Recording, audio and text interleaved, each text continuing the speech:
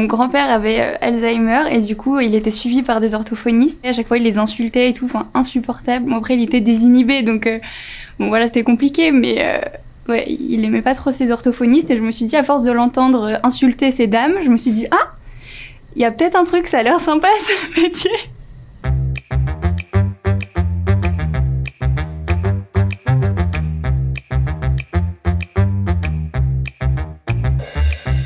Je m'appelle Hugo. Juliette. Dalil. Julien. Margot. Boris. Lauriane. Ladèle. Cyril. Sacha. J'ai 22 ans et je viens de Bretagne. J'ai 23 ans.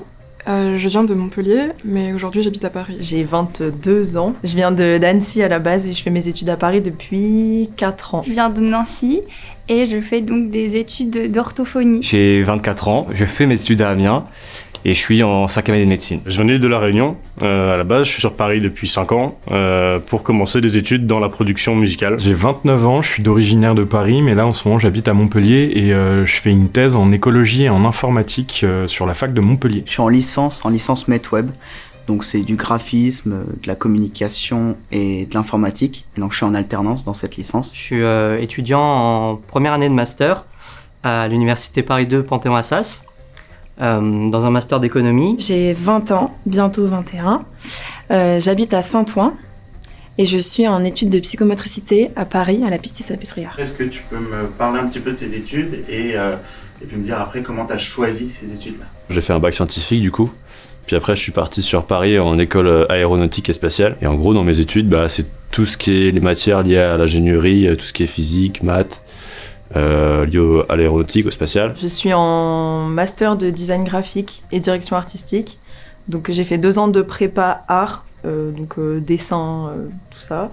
Et je m'intéressais surtout au côté édition et pas le côté pub du design graphique, mais le côté affiche, édition, pochette de disques et tout. Tous les ans, en licence, on avait 3 mois de stage.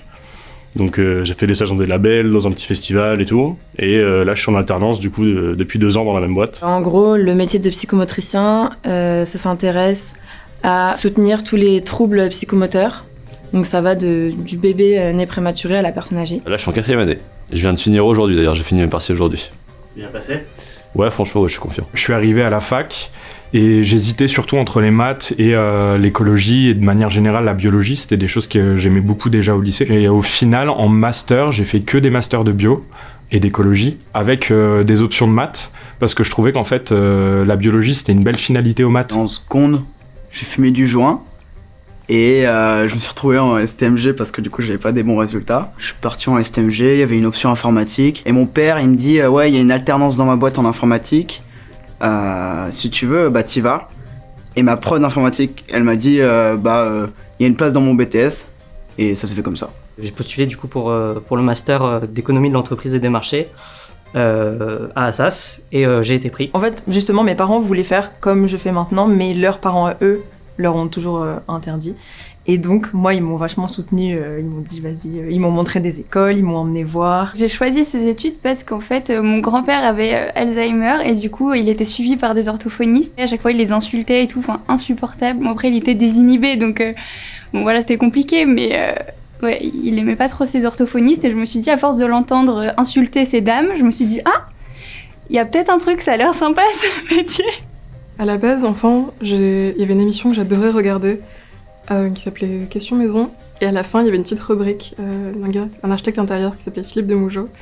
Et j'étais absolument fan parce qu'il venait chez des gens et après, il avait pris son calepin et se mettait à dessiner un petit peu et refaire les maisons des gens avec plein d'inspiration. Et je trouvais ça incroyable d'arriver comme ça à recréer un monde juste avec son esprit et son crayon. Est-ce que c'est un choix de passion ou un choix financier? Non, c'est surtout la passion. Moi, j'avais mon grand-père qui était chef mécanicien sur le Charles de Gaulle, sur les avions de chasse. Mon père est très calé espace, on a un télescope à la maison, etc. Et du coup, moi, je me suis plus axé dans la filière spatiale et c'est vraiment un truc qui m'intéresse de ouf. J'avais quand même la volonté de trouver un métier où je pouvais aider d'une certaine manière. J'ai toujours voulu être dessinatrice quand j'étais petite. Du coup, j'ai creusé sur le métier et en fait, je me suis rendu compte que quasiment tous les champs de compétences me plaisaient, quoi. Qu'est-ce qui m'a donné envie, en fait, de suivre des études d'économie, c'est vraiment toute la compréhension un peu du monde, tous les mécanismes qui font marcher le monde, entre guillemets, les relations, les échanges. C'est clairement un choix de passion. C'est Bac plus 8, c'est des métiers que je trouve personnellement payés plutôt au lance-pierre, etc. Et c'est clairement pas des métiers qu'on fait par choix financier. Maintenant, je m'éclate dans ce que je fais et j'aime beaucoup ça et je renierais ça pour rien au monde. On gagne pas très bien sa vie en tant que psychomote, sauf si tu travailles en libéral.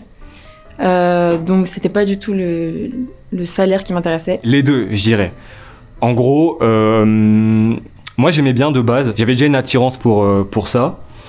Et après ouais, le facteur sécurité, argent rentre en compte. Moi c'était beaucoup passion à la base, je voulais faire une école de cinéma ou un BTS audiovisuel et les parents ont mis un grand stop. Et heureusement j'ai des parents très sympas quand même qui m'ont trouvé en fait ces études-là, cette école-là, où on parlait de production culturelle, où c'était un peu plus safe, il n'y avait pas d'intermittence, on est salarié en fait d'une boîte de production. C'est un choix financier parce que je suis en alternance pour pouvoir allier études et argent et sans avoir un travail à côté. De toute façon, comme j'ai dit, tant qu'on n'a pas fait les études, on peut pas savoir si ça nous plaît ou pas. Et encore là, je parle, mais ça veut rien dire parce que je suis même pas en train d'exercer mon métier en tant que médecin. Est-ce que tu sais ce que tu veux faire plus tard du coup dans ce milieu ? Exactement, peut-être pas, mais j'ai une vague idée. Ouais, j'ai ma petite idée. Je sais pas exactement, après je sais que j'ai pas envie de faire de recherche parce que j'ai vraiment envie de travailler. Je commence à en avoir un peu marre de l'école, j'ai envie de travailler. Je veux faire plein de trucs. Je veux faire de la BD, mais je veux aussi faire de l'édition, de l'impression. Je suis vachement attirée par la partie addictologie, psychiatrie adulte. Du coup, avec un doctorat, je peux devenir chercheur, donc je peux faire enseignant-chercheur à la fac, c'est des choses qui m'intéressent. Constituer un réseau pendant quelques années, et si l'occasion le permet, être en freelance et faire plus que du conseil en fait juridique, avoir des artistes, des labels, des maisons de disques, pourquoi pas, qui sur un projet viennent me voir en mode tiens on sait pas comment faire ça. Travailler sur une instrumentation pour pouvoir faire des découvertes en astrophysique spécifiquement. En gros, c'est travailler sur des instruments qui vont être envoyés ensuite dans l'espace pour diverses missions. Partir dans des pays instables par des catastrophes naturelles, par des mouvements politiques et autres, et de reconstruire un peu dans l'urgence des habitats ou en tout cas des institutions publiques de façon du coup à ce que la vie puisse un peu continuer ou en tout cas de trouver un moyen de rebondir après des catastrophes. Ou sinon, qui n'a rien à voir, la scénographie. Moi j'aimerais mettre en libéral pour faire mes propres horaires du coup. L'argent rentre en compte aussi parce que du coup je suis un peu mieux payé qu'à l'hôpital. D'avoir assez de revenus pour pouvoir voyager. Je fais vraiment ce métier, ces études pour justement gagner mon argent et pour apprendre aussi des compétences pour la musique, parce que je fais de la musique à côté. Est-ce que t'étais bon à l'école quand t'étais plus jeune ? Ouais, j'étais dans la tête de classe, toujours. Et donc, ça le fait encore là maintenant. J'ai toujours été dans la moyenne haute, on va dire. Je suis pas dans les premières, mais... Pas premier de la classe non plus, mais ouais, j'avais aucune difficulté particulière. J'avais beaucoup de facilité. Déjà, j'ai toujours aimé l'école. En cours, j'étais assez léthargique.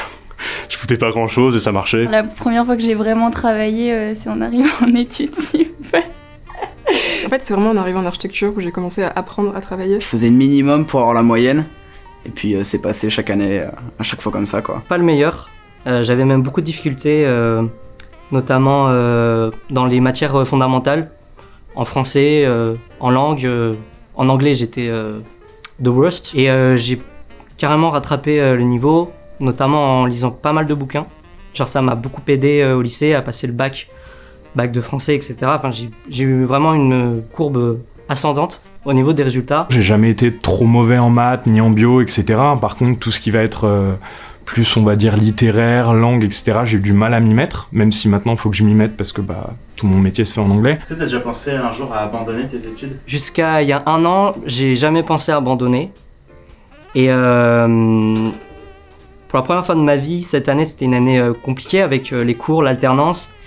Et il y a un moment où effectivement je me suis posé la question. J'ai été un peu découragée parce que du coup on a 5 ans d'études qui ont été rallongés au fur et à mesure des années. Avant c'était 3, puis ça a été 4 et maintenant c'est 5 pour qu'on ait un grade master en fait. Du coup dans ces 5 ans il y a forcément des choses très très générales et qui sont faites aussi un peu pour remplir, j'ai l'impression. D'être avec des gens qui ont quasiment tous fait S ou ES, mais surtout S, ça m'a mis une pression de dingue. Et les partiels, ça m'a fait paniquer, quoi. Et du coup, j'étais pas sûre d'être à la hauteur. Il y a plein de fois que je me suis dit, putain, mais pourquoi t'es pas allé en dentaire, mec ? Enfin, vraiment, je me suis demandé. Mais je crois qu'il y a plein d'étudiants en médecine qui se demandent ça. Pourquoi on n'est pas allé en dentaire ? Enfin, il y a grave une réputation en dentaire, c'est que c'est facile, qu'ils se font v'là la thune, qu'ils ont fini plus tôt que nous. Ça m'arrive parfois où je me dis ah putain qu'est-ce que je kifferais bien juste partir. Mais bon, il reste pas grand-chose. Je vais terminer. Ça m'a toujours traversé l'esprit parce qu'il y a toujours l'idée d'aller dans un monde actif un peu plus rapidement, etc. Puis en fait, chaque fois que je me posais la question, je trouve que j'adore étudier et si je pourrais faire des études à vie, pourquoi pas. Quand j'ai quitté la licence pour commencer le master dans la même école, j'ai galéré à trouver une alternance parce qu'on était entre les deux confinements. Et du coup, je suis retourné à La Réunion pendant un mois. J'avais pas pris de billet de retour et je suis parti comme ça en 2 jours. Mon sac était fait et j'ai pris l'avion. Et du coup, je suis resté là-bas, déprimé un petit peu et tout. J'ai pas vraiment trouvé de solution. Et au bout d'un moment, je me suis repris un peu. Je suis rentré à Paris. Et en 2 semaines, j'ai trouvé l'offre d'alternance de ma boîte. Et j'ai été pris. Du coup, j'y suis depuis un moment. Et là, il n'est plus question de quitter quoi que ce soit. En vrai, non, parce que c'est vraiment ce que je veux faire. Enfin, le domaine où je suis, c'est vraiment ce que je veux faire. À aucun moment, je me suis dit, c'est pas ce que je veux faire, je vais changer ou... Non, jamais. Il y a aussi le truc de se dire, si je fais pas ça, je vois pas du tout ce que je peux faire d'autre. Est-ce que t'as un plan de secours si tu décides de tout arrêter ou si tu n'arrives pas à être diplômé? Non, franchement, je pense que mon plan de secours, c'est TikTok. La drogue. Non. Ah non, pas du tout. Non, pas vraiment. J'ai pas de plan de secours, j'avais pas réfléchi à ça. Les cours me plaisent pas tous, c'est pas du tout la majorité, mais je suis vraiment convaincue que le métier derrière me plaît. On fait des stages, donc je sais que c'est vraiment quelque chose qui me correspond. Je fais du mannequinat à côté depuis 1 an environ, 1 an et demi, et ça prend aussi un peu, donc c'est aussi un peu une voix parfois que je vois qui est un peu alléchante. J'ai été caissière il y a, je sais plus quand, 4-5 ans. J'ai adoré être caissière, et donc je me suis dit, si ça marche pas, bah voilà. Je me suis toujours dit que si jamais j'y arrivais vraiment pas, je prendrais 1 année et je deviendrais pompier. J'aime bien cuisiner, donc pourquoi pas ouvrir un camion de pizza Bugs Bunny, Coin 9 Docteur, tu demandes ta pizza basse carotte et on s'arrange quoi. On va passer à une autre thématique pour les étudiants qui est l'argent. Ouais. Est-ce que j'ai déjà un préféré? favori? J'ai fait du sexe.